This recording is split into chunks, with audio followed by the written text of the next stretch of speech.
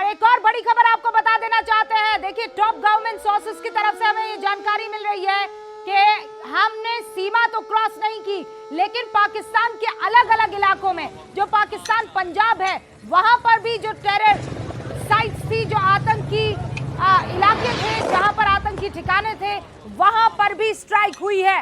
14 दिन बाद पहलगाम का इंतकाम, ये इस वक्त की सबसे बड़ी खबर। पाकिस्तान के पंजाब प्रांत में भी हिंदुस्तान की सेना ने स्ट्राइक की है। पंजाब प्रांत में चल रहे आतंकी ठिकानों को बाकायदा निशाना बनाया गया है।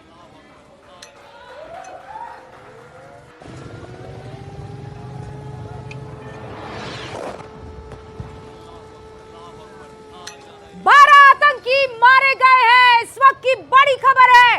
Count is on. 55 घायल बताए जा रहे हैं। इन 9 आतंकी हमलों में 12 आतंकी मारे जा चुके हैं और 55 आतंकी घायल बताए जा रहे हैं और अभी काउंट ऑन है। बड़ी खबर है। यह खबर सुनते ही न्यूज रूम में हमारे लोगों में एक अलग ही उत्साह था। बड़ी खबर, पाकिस्तान ने एयर स्ट्राइक की पुष्टि कर दी है।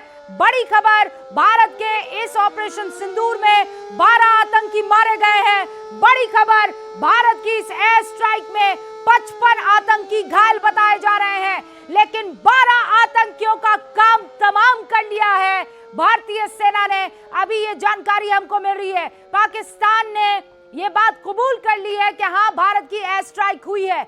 आज कहां हम तैयारी कर रहे थे कि एक सिविल डिफेंस का मॉक ड्रिल होने वाला है, लेकिन अब देखिए, भारत के ऑपरेशन की खबर आप तक पहुंचा रहे हैं। 12 आतंकी ढेर हो चुके हैं। अमित पांडे हमारे साथ बने हुए हैं, भवानी सिंह हमारे साथ बने हुए हैं। अमित, रूपिका, देखिए, अब 12 आतंकी मारे गए। इसके अलावा जैश का जो हेडक्वार्टर है पूरी तरीके से तबाह हो गया है बहावलपुर में। ये इस वक्त की सबसे बड़ी खबर है।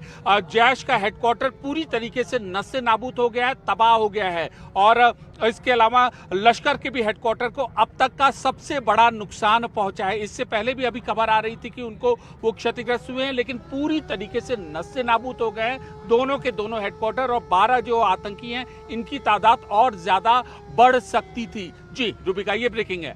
और इस वक्त एक और बड़ी खबर आ रही है। नवाज शरीफ की तरफ से ट्वीट किया गया है कि हिंदुस्तान ने हम पर अटैक किया है। इस वक्त की ये बड़ी खबर आपको बता दे, नवाज शरीफ ने एक्स पर पोस्ट करते हुए लिखा है कि भारत ने हम पर अटैक किया है।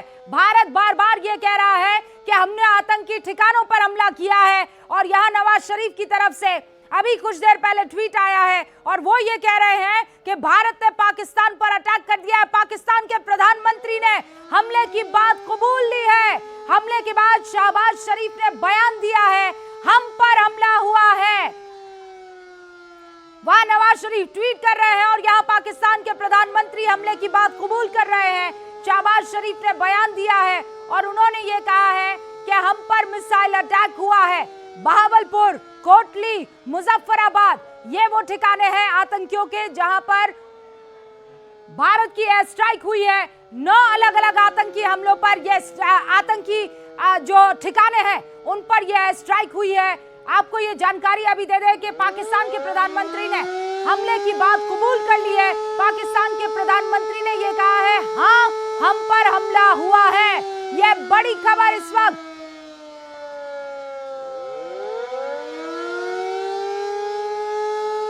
हमारे साथ अमित पांडे बने हुए हैं। अमित पांडे, इस वक्त क्या जानकारी आपके पास आ रही है?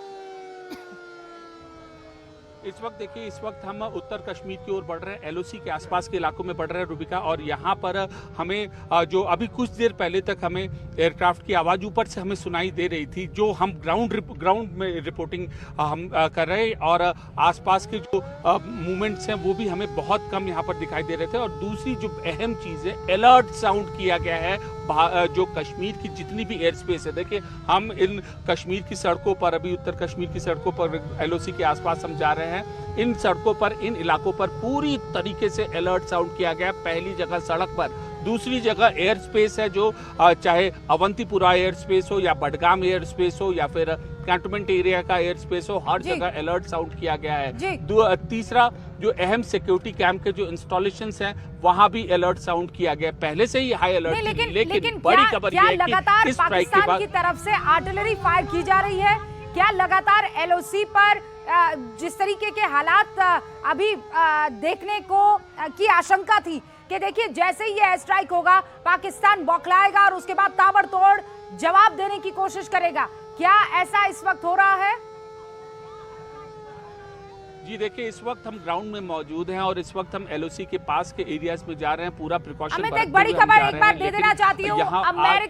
अमेरिका के एनएसए से अजीत डोभाल, हिंदुस्तान के एनएसए ने अब से कुछ देर पहले फोन पर बात की है।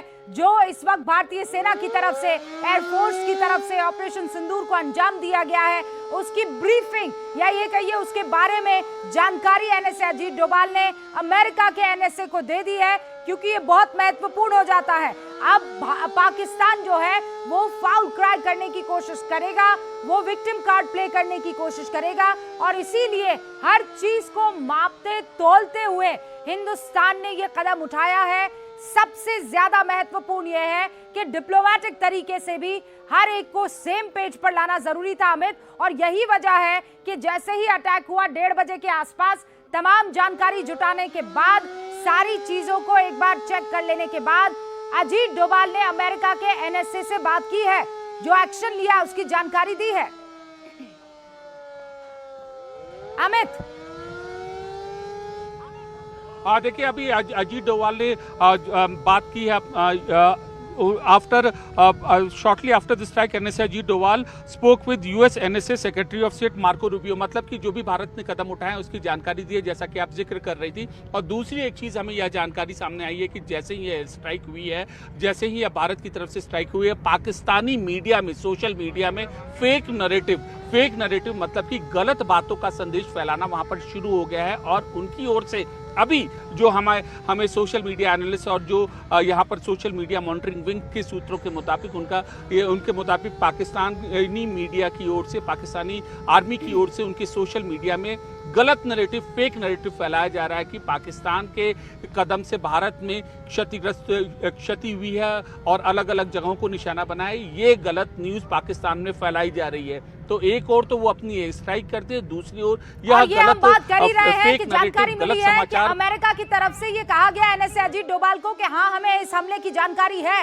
ये अमेरिका की तरफ से कहा गया है। इस वक्त देखिए एनएसए अजीत डोभाल उन तमाम महत्वपूर्ण लोगों से फोन पर बातचीत करके उन्हें ये ब्रीफ करेंगे और उन्हें ये जानकारी देंगे कि हिंदुस्तान ने जो एक्शन लिया है वो, क्योंकि पाकिस्तान बार बार विक्टिम प्ले करने की कोशिश करेगा, वो इस जंग को जीत नहीं सकता है और इसीलिए वो एक नए तरीके के वॉरफेयर का इस्तेमाल करेगा। वो प्रोपेगेंडा फैलाएगा, वो झूठी बातें, झूठी तस्वीरें फैलाने की कोशिश करेगा।